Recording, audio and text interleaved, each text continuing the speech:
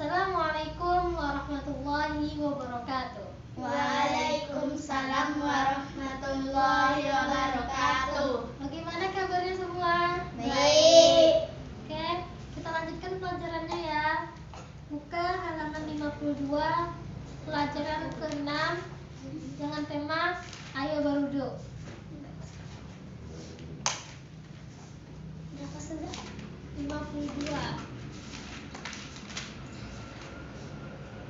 Oke, udah dibuka semuanya? Udah. Sekarang kita belajar tentang wudhu. Sebelum melaksanakan sholat, pasti kita harus berwudhu kan? Jadi, siapa yang tahu pengertian wudhu? Bersucikan dengan air. Oke, bisa. Tujuan berwudhu, siapa yang tahu? Hadas kecil. Oke, jadi dari dua yang tadi ditanyakan, jadi wudhu itu bisa kita artikan dengan menyucikan sebagian beberapa anggota tubuh untuk menghilangkan hadas kecil dengan menggunakan air. Siapa tahu hadas kecil? Apa aja contoh hadas kecil? Kentut. Oke. Sekarang kita lanjutkan dengan syarat-syarat wudhu. Syarat-syarat wudhu yang pertama itu adalah Islam. Mumayyiz, karena wudhu itu merupakan ibadah yang wajib diniati, sedangkan orang yang tidak beragama Islam dan orang yang belum mumayyiz tidak dibolehkan hak untuk berniat. Jadi mumayyiz. Yang kedua mumayyiz. Mumayyiz itu adalah ada yang berusia 7 tahun yang mau balik, yaitu dia sudah mulai bisa membedakan antara baik dan benar. Itu disebut dengan mumayyiz. Selanjutnya, tidak berhadas besar. Siapa tahu contoh hadas besar? Haid. Oke, haid. Hadas besar ini beda dari hadas kecil. Itu adalah kalau hadas besar itu cara membersihkannya dengan cara kita mandi wajib. Kalau sedangkan hadas kecil, kita membersihkannya dengan berwudu atau bertayamum. Yang selanjutnya, syarat wudhu yaitu dengan air yang suci dan mensucikan. Kemudian tidak ada yang menghalangi sampainya air ke kulit seperti getah atau dan lain sebagainya yang melekat di atas kulit anggota wudhu. Contohnya berdasarkan besar. Contohnya seperti pakaian. Kalau ini kan menghalangi air kan. Jadi kita kalau berwudhu kita harus menggulungnya sampai ke siku biar sampai airnya ke siku. Kemudian kita belajar tentang fardu atau rukun-rukun wudhu. Rita baca. 1. Niat.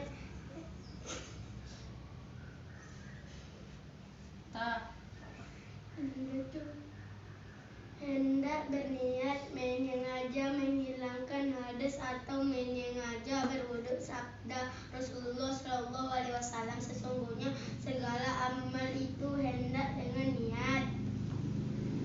2. Membasuh muka. 3. Membasuh kedua tangan sampai siku. 4. Menyapu sebagai kepala walaupun hanya sebagian kecil, sebagian tidak berukuran dari sedar ubun. Baik yang disapu itu kulit kepala atau rambut. 5. Membasuh dua telapak kaki sampai kedua mata kaki. 6. Menerbakan rukun-rukun di atas.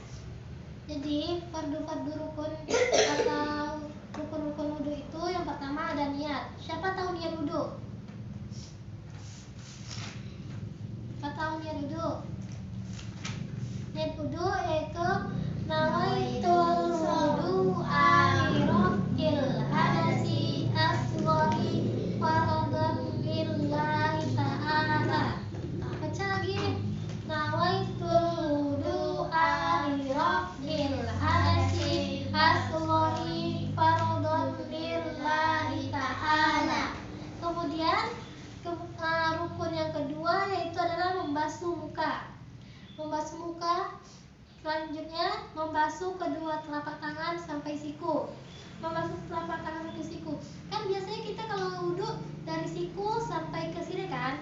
Jadi kalau sekarang kita wudhu itu dari telapak tangan sampai siku. Jadi caranya gini, bukan kayak gini. Kalau Ini salah. Iya kan di sini dijelaskan membasuh tangan, kedua tangan sampai siku. Berarti kita sampai siku, berarti tujuan akhirnya di siku. Oke. Selanjutnya menyapu sebagian kepala. Menyapu sebagian kepala. Kemudian membasuh kedua telapak kaki dengan sampai kedua mata kaki. Selanjutnya yang terakhir tertib rukun-rukun di atas. Tertib rukun-rukun di atas itu maksudnya yaitu harus berurutan dari niat membasuh muka sampai dengan membasuh telapak kaki. Selanjutnya kita masuk sunnah-sunnah wudhu. Sunnah-sunnah wudhu yang pertama ada membaca bismillah dengan permulaan wudhu. Yang kedua, membasuh kedua telapak tangan sampai pergelangan tangan sebelum berkumur-kumur. Yang ketiga, berkumur-kumur. Yang keempat, memasukkan air ke hidung. Yang kelima, menyapu seluruh kepala. Kan di sini di sunnah-sunnah wudhu kita disuruh menyapu seluruh kepala. Sedangkan kalau di rukun kita tadi disuruh menyapu sebagian kepala kan. Yang kemudian yang keenam yaitu menyapu kedua telinga, luar dan dalam. Selanjutnya ketujuh menyilang-nyilangi jari jemari kedua tangan. Menyilang itu seperti kayak gini contohnya, kan? Menyilang-nyilangi. Dan kemudian yang kedelapan mendahulukan anggota kanan daripada anggota kiri. Kan memang lebih bagusnya kita melakukan hal yang baik itu dengan anggota kanan kan. Yang selanjutnya membasuh anggota 3 kali. Jadi sebenarnya sunnahnya 3 kali, berarti boleh kita melakukan wudhu dengan 1 kali atau 2 kali. Kemudian berturut-turut antara anggota. Yang ke-10 tidak diseka-seka. Yang ke-11 menggosok anggota wudhu agar menjadi lebih bersih. Jadi kita kan biasa kalau kita cuma gini, cuma membasuhnya aja. Jadi sunnah kita disuruh menggosok biar lebih bersih. Kemudian yang ke-12 jangan bercakap-cakap, jangan berbicara sewaktu wudhu kecuali apabila ada hajat. Maksudnya kita di waktu berwudhu tuh lebih baiknya kita tidak berbicara atau bergosip sama teman. Lebih baik kita fokus pada wudhu. Tapi kalau apabila ada hajat seperti ada orang yang memanggil kita jawab, itu boleh kita berbicara. Kemudian bersiwak itu juga termasuk sunnah wudhu. Kemudian membaca 2 kalimat syahadat dan menghadap kiblat ketika berwudhu. Selanjutnya berdoa sesudah wudhu. Kemudian yang terakhir membaca 2 kalimat syahadat sesudah wudhu. Di sini siapa yang tahu doa sesudah berwudhu? Asyhadu an la ilaha illallah. Asyhadu an. Oke, Nurul baca. Nurul nggak mau baca. Kita baca ya doa setelah berwudhu. Asyhadu an la ilaha illallah wahdahu la syarika lah wa asyhadu anna Muhammadan abduhu wa rasuluh. Allahumma ja'alni minat tawwabina wa ja'alni minal mutatahhirin wa ja'alni min ibadika sholihin.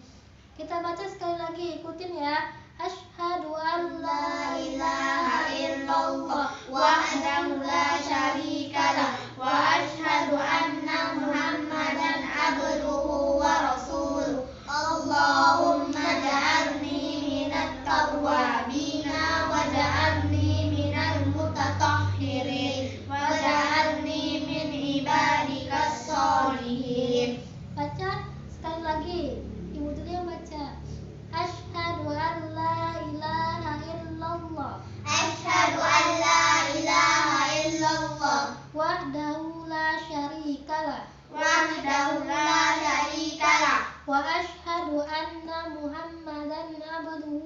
rasuluh. وأشهد أن محمدا عبده ورسوله. Allahumma ja'alni minat tawwabina. Allahumma ja'alni minat tawwabina. Waj'alni minal mutatahhirin. Waj'alni minal mutatahhirin. Waj'alni min ibadikas sholihin. Waj'alni min ibadikas sholihin. Oke, kita lanjut hal-hal yang membatalkan wudu.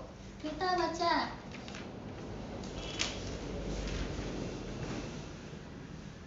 Satu, keluar suatu dari dua pintu atau dari salah satunya. Dua, hilang akal, mabuk, gila atau tidur. Tiga, menyatu kubul dan telapak dengan tangan. Oke, jadi yang membatalkan wudu yang pertama yaitu keluar suatu dari dua pintu atau dari salah satunya. Maksudnya itu seperti pipis dan BAB bisa, kentut juga bisa. Itu maksud dari keluarnya suatu dari dua pintu atau dari salah satunya. Yang kemudian hilang akal, mabuk, gila atau tertidur. Kemudian menyentuh kubul dengan telapak tangan. Oke. Baiklah, tugasnya kalian hafal niat wudu dan doa sesudah wudu. Oke, kita tutup karena waktu sudah habis. Kita tutup pelajaran kita ini dengan baca hamdalah. Alhamdulillahirabbil alamin.